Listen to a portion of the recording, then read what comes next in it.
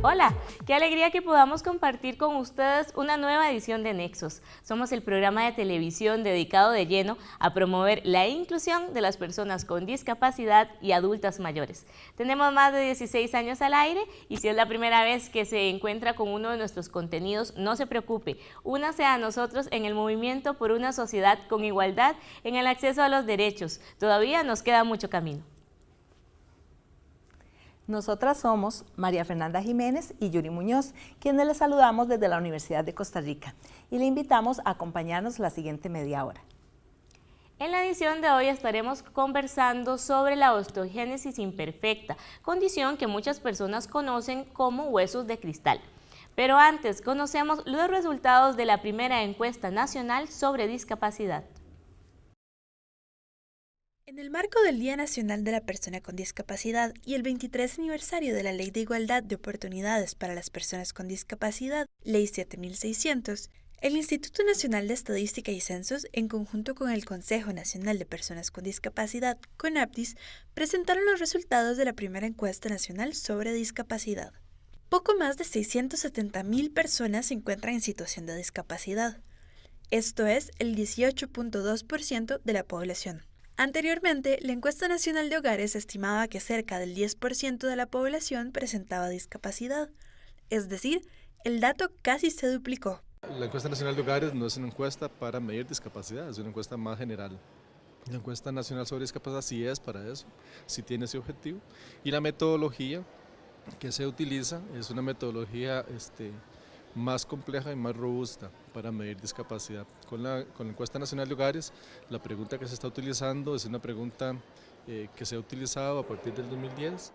El propósito de esta encuesta es dar a conocer las condiciones de vida de las personas con discapacidad para evaluar y adaptar las políticas públicas que tiene el país al respecto. En cuanto al CONAPDIS, ¿verdad? Como ente rector, como institución rectora, le compete generar una articulación con las diferentes institucionalidades, ¿verdad? Que ha venido haciéndolo, pero más fuerte con el MEP, con el Ministerio de Trabajo, con la Caja del Seguro Social y otras instituciones fundamentales en forma coordinada para poder establecer lineamientos que permitan, ¿verdad?, esta coordinación interinstitucional y trabajo conjunto que motive al logro de los objetivos y poder establecer como deber gubernamental el cumplimiento de la Convención de los Derechos de las Personas con Discapacidad. Esto es un proceso que tiene que generarse. Estamos sumamente atrasados y no se ha dado precisamente, ¿verdad?, por la escasez de información. Entre las mejoras que más surgen en el país, destaca la accesibilidad de los centros educativos, pues, según la encuesta, el 55.4% de ellos no son accesibles. Además, el 95.5% de personas con discapacidad no recibe apoyos educativos como adecuaciones curriculares, LESCO, docencia, entre otras.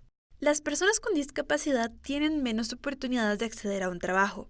Mientras la tasa de ocupación nacional se estimó en 55.4% de la población de más de 15 años a finales del 2018, para las personas con discapacidad ese número se reduce a apenas 39.8%. La pobreza también afecta de manera desproporcionada a las personas con discapacidad. Más de la mitad de esta población se concentra en el 40% de los hogares con menores ingresos. Esto afecta a las personas que requieren productos y servicios de apoyo o animales de asistencia. Más de 123,000 personas no usan esos apoyos o bien usan unos que les son insuficientes porque no puedan pagar lo que necesitan. Hubo un trabajo importante de coordinación entre el CONAPDIS, el Instituto Nacional de Estadística y Censos y organizaciones de personas con discapacidad. Ha sido un proceso de coordinación con el INEC de cerca de 3 años.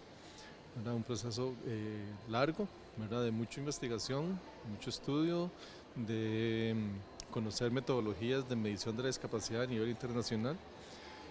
Se hizo también un proceso ya propiamente en el inicio del proyecto, un proceso consultivo con las organizaciones de personas con discapacidad para tener información desde las organizaciones sobre la temática que les interesaba que se incluyera dentro de la encuesta.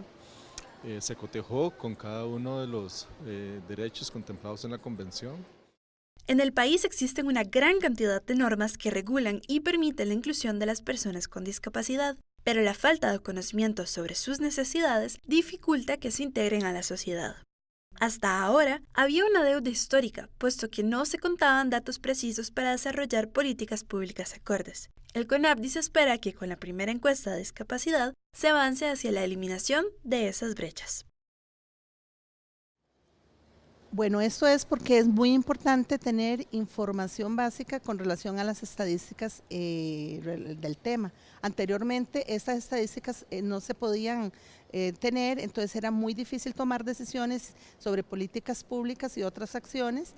Entonces, en la encuesta nacional, esta información va a significar que da a la sociedad y al contexto en general, al gobierno e instituciones, la oportunidad de poder ver, ¿verdad?, a la población con discapacidad que realmente existe, qué significa, cuáles son sus especificidades y respetar, por tanto, sus derechos y darle una vida digna o la oportunidad de esta a través del acceso de diferentes tipos, por ejemplo, información, comunicación, educación, en forma efectiva. Recuerde que puede repasar esta información que arrojó la primera encuesta nacional sobre discapacidad en las redes sociales del programa, donde nos encuentra en Instagram, Facebook y YouTube como Nexos Canal 15. Ahora cambiamos de tema. Ante constantes casos de violencia machista en las calles, la defensa personal es una herramienta valiosísima para las mujeres. En el caso de las mujeres sordas, brechas en la comunicación hacen difícil en muchas ocasiones su acceso a formación en este ámbito. Acompañamos a un grupo de mujeres sordas en su primera experiencia con un taller de defensa personal y le contamos los detalles a continuación.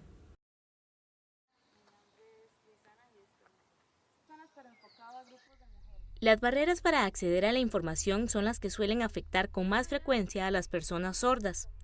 Por ello, se hace más difícil para las mujeres sordas acceder a información sobre formas de prevenir y reaccionar ante situaciones de violencia en las calles, espacios públicos, lugares de trabajo y estudio e incluso a nivel doméstico. Sí, a las personas sordas les hace falta más información sobre lo que es la protección ante casos de robos que podrían suceder en carreteras, en la universidad, en sus lugares de trabajo, en paseos, etcétera.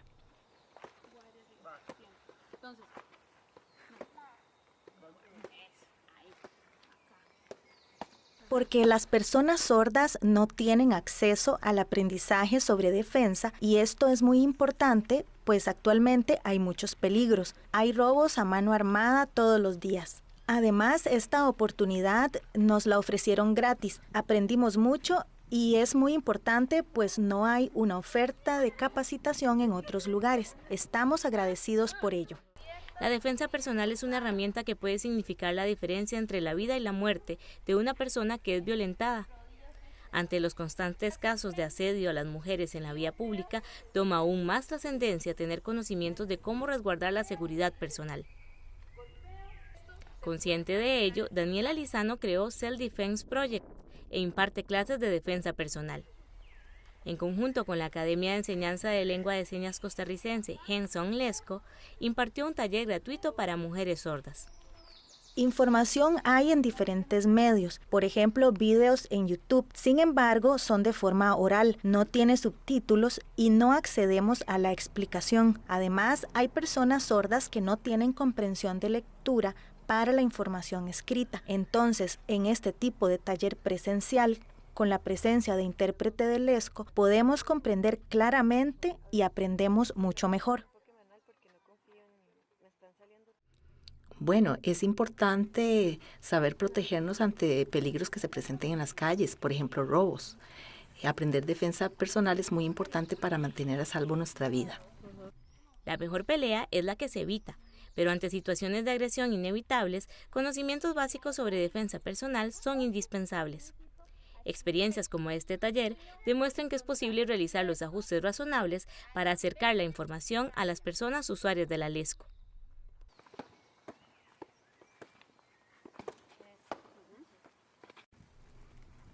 Es muy importante que la población sorda participe de este tipo de eventos y capacitaciones, jóvenes, adultos y niños, para que aprendan sobre defensa personal.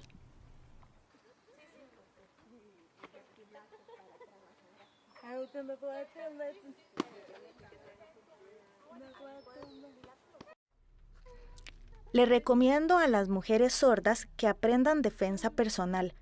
Es muy importante para conservar sus vidas ante los peligros que se presentan diariamente, que puedan luchar y mantenerse a salvo.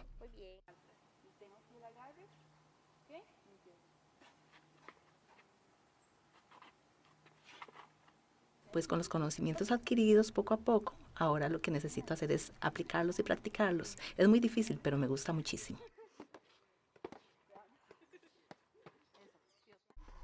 Puede conocer más de la Lesco y de cultura sorda en la página de Facebook y el canal de YouTube de Hands On Lesco, y saber más sobre la defensa personal en Facebook e Instagram como Self Defense Project.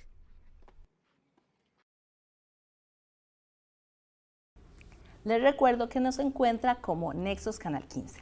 También puede aprovechar para nutrir con sus ideas y consultas nuestros espacios digitales. Nexos lo construimos juntos. Ahora es momento de conocer una nueva seña de la Lesco. Carnicero.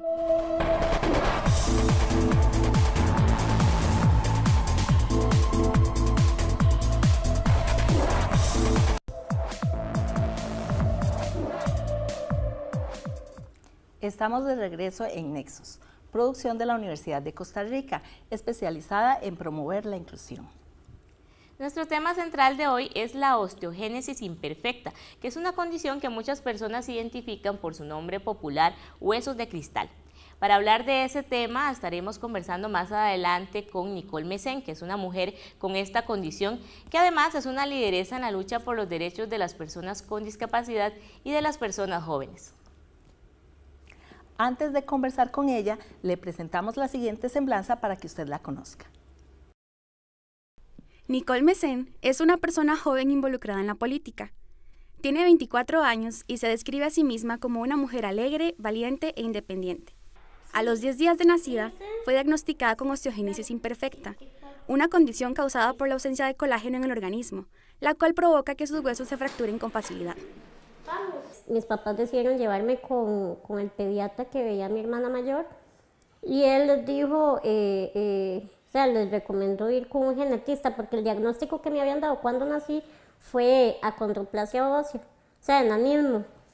Y él dijo que yo no podía tener esa enfermedad porque yo tengo los dedos de las manos muy largos desde pequeña.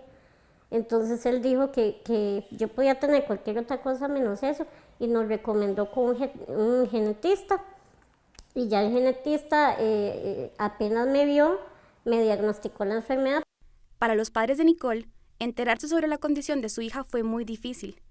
Sin embargo, desde el primer momento se informaron sobre la condición y desde entonces la han apoyado incondicionalmente. Para Nicole, su madre es su mejor amiga y es el motor que le ha ayudado a superar obstáculos y a ser la mujer que es ahora. Yo soy súper independiente y soy lo que soy, ha sido por el apoyo que he tenido de ella.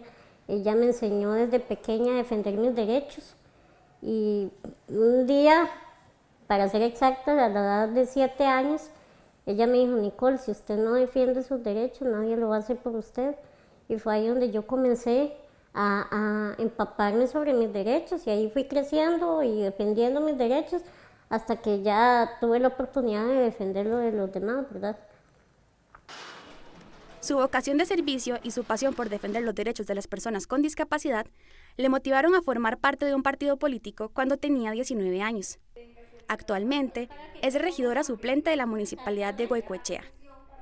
Ver cómo se han vulnerado los derechos de la población con discapacidad fue lo que me impulsó a querer, desde mi perspectiva como persona con discapacidad, defender los derechos de ellos y los nuestros, y llevar a cabo proyectos en favor de ellos, ver ese lado social que muchas veces en política se deja a un lado.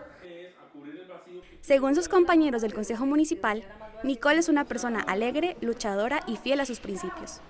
Por su personalidad y profesionalismo, Nicole se ha ganado el respeto y el cariño de todos en la municipalidad. Tengo 2 años y 3 meses más o menos de conocer a Nicole como compañera en el Consejo Municipal. En ese poco tiempo he logrado percibir una persona muy alegre, muy comprometida con la causa de defender los derechos del tema de discapacidad, y no solo eso, sino que abunda en más temas.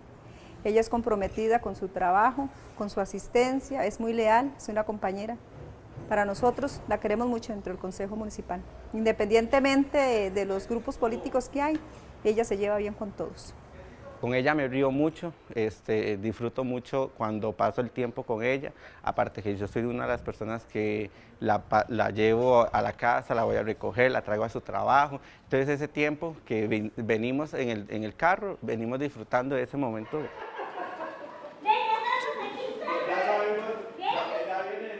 Les recordamos que pueden repasar nuestra agenda en la página de Facebook Nexos Canal 15.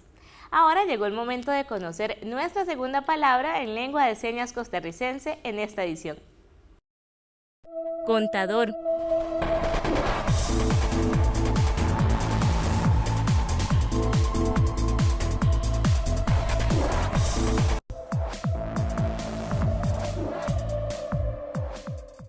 Estamos de regreso en Nexos. Tal cual lo anunciamos, hoy estaremos conversando con Nicole Mesén, quien nos habló sobre osteogénesis imperfecta, la condición que ella presenta y que muchas personas conocen como huesos de cristal. La osteogénesis imperfecta es una condición que la Organización Mundial de la Salud considera enfermedad rara por su baja prevalencia de casos entre la población. Nicole Mesén es una mujer costarricense de 25 años que tiene osteogénesis imperfecta. Es una condición presente al nacer, se desarrolla en los huesos por la falta de una sustancia llamada colágeno del tipo 1, que causa que los huesos no se desarrollen por completo y se desarrollen débiles, por lo que generan fracturas a lo largo de la vida en todas las partes del cuerpo. Esta condición tiene origen genético, por lo que se presenta desde el nacimiento. Afecta a los huesos, por lo que suelen fracturarse con facilidad. De ahí que muchas personas la conozcan como aquella que ocasiona huesos de cristal. El nombre de huesos de cristal se pone porque el nombre científico es más complejo, más complicado de entender. Y le llaman huesos de cristal porque precisamente si vos botas un cristal al suelo, se fractura o se quiebra en 1000 pedazos, ¿verdad? Eso pasa con la osteogénesis imperfecta. Un hueso cuando se fractura no se fractura en una parte, se fractura en varias partes. Entonces por eso es que se hace la relación entre ambos nombres. Y pues vivir con la condición es muy difícil porque es una condición muy delicada, es considerada una de las más extrañas del mundo y por la complejidad que tiene, desarrolla también otras condiciones a lo largo de la vida, entonces sí es un poco complicado, pero uno aprende a vivir con ella. Claro, el Día Mundial de la Osteogénesis se generó en Australia, de ahí partió pues esta conmemoración con el objetivo de crear conciencia respecto a esta condición. Como es una de las más extrañas del mundo, entonces para eso se creó esta fecha.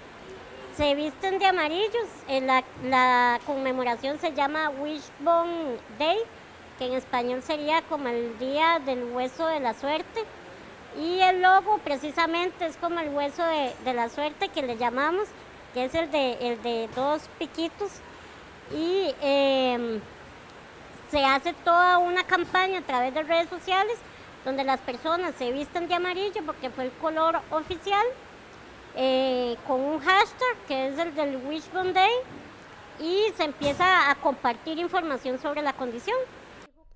Hace 25 años, cuando Nicole nació, la osteogénesis imperfecta era aún menos conocida y el pronóstico de los médicos a sus padres fue que solo viviría alrededor de 3 meses. A mis padres lo que le dijeron era que yo tenía un pronóstico de vida de 3 meses. Porque yo nací con uno de los tipos de la condición más crónicos. Entonces le dieron ese pronóstico a mis papás, que solo iba a vivir 3 meses. Pero con el pasar del tiempo, mi salud fue fortaleciéndose más y pues bueno, al día de hoy ya tengo 25 años, ¿verdad? Sí, bueno, yo he tenido 3 operaciones a lo largo de mi vida, 2 en las tibias y una en mi brazo izquierdo, que lo que se hizo fue colocar pines para poder enderezar el hueso y fortalecerlos porque eran como partes del cuerpo que se fracturaban muy seguidos. Entonces eso es lo que se hace para evitar que se fracturen tanto.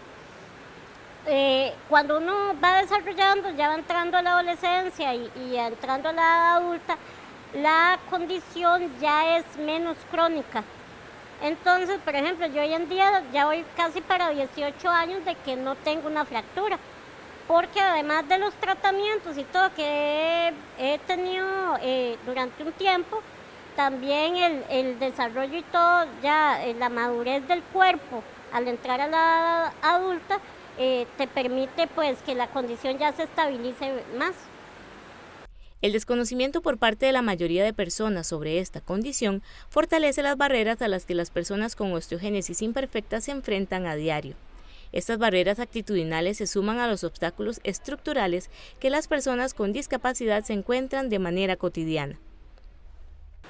La barrera a veces es, de parte de la sociedad, el poco conocimiento que hay de la condición, y la mayoría de personas con osteogénesis somos de baja estatura, entonces siempre pues nos relacionan con que somos niños, con que, ¿verdad? Esa relación que se hace de que una persona con discapacidad siempre es un niño o una niña. Y ya en la parte del entorno, todo el tema de infraestructura a nosotros nos afecta mucho, porque no está condicionada el entorno para nosotros podernos movilizar, ¿verdad? Entonces son como las dos principales barreras, el desconocimiento de la sociedad y también el entorno físico. El primer paso para aportar en la inclusión de las personas con osteogénesis imperfecta es perder el miedo a preguntar de manera respetuosa a las personas con esta condición las dudas que tenga e interactuar con ellas con normalidad. Sí, claro, mira, a veces el tema de las miradas, hay miradas que son bien intencionadas y hay otras que no son bien intencionadas. A veces gestos, burlas que uno recibe en la calle, que suelen ser comportamientos inadecuados hacia una persona con discapacidad, o a veces hasta burlas que hacen que generan pues cierta incomodidad. En mi caso yo estoy muy acostumbrada a todas estas reacciones, pero sí es importante que la gente entienda que al dirigirse a una persona con discapacidad siempre tiene que ver primero a la persona y no a la condición. Entonces, de verdad que siempre se dirijan hacia la persona por su nombre y que primero conozcan lo que es esa persona antes de ver su condición, porque la condición de discapacidad no es en sí la condición que tiene la persona, la discapacidad es lo que genera la sociedad. Entonces, si empezamos a romper eso y empezamos no ver la discapacidad primero, ver primero a la persona, pues uno se da cuenta que la discapacidad en realidad no existe. Claro, en octubre del año anterior fui electa como la primera mujer y primera persona con discapacidad en ser presidenta de la Asamblea Nacional de la Persona Joven. La Asamblea es un órgano de juventudes, donde juventudes de varios sectores se unen para trabajar todo este tema de juventud. Yo en mi caso he tratado de implementar mucho el tema de juventud de personas con discapacidad. Y bueno, ahí nosotros trabajamos en mesas de trabajo con diferentes instituciones, organizaciones, organizamos actividades en temas de juventud y demás. No, es súper importante. Yo creo que lo primero que tenemos que hacer todas las personas que pertenecemos a algún sector de la población es arriesgarnos a participar en estos espacios, porque si nosotros y nosotras no nos arriesgamos, pues siempre va a haber esa invisibilización en los espacios de toma de decisión. Entonces, primero arriesgarse, y es cierto, es un tema muy complicado de sobrellevar, porque ves mucha discriminación, muchos obstáculos que te imponen, pero si uno levanta la voz, algo queda, algo siempre queda, y siempre se logra hacer algo. Puede encontrar información sobre la osteogénesis imperfecta en la página de Facebook Fundación Cristal Costa Rica.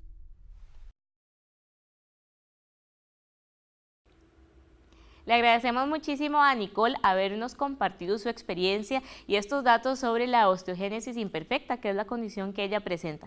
Si usted aún tiene dudas sobre esta condición o sobre algún otro tema que presentamos aquí en el programa, recuerde que nos la puede hacer llegar al correo electrónico a la dirección nexostv@gmail.com. De esta forma finalizamos la edición de hoy, muy contentos de haber podido compartir con usted el mensaje de la inclusión. Esperamos que haya disfrutado de los contenidos que le presentamos, tanto como nosotros disfrutamos haciéndolos.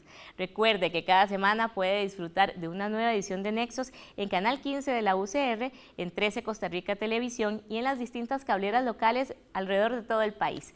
Nos encontramos la próxima semana con una nueva edición de Nexos, el programa de inclusión de las personas con discapacidad y personas adultas mayores. Hasta la próxima.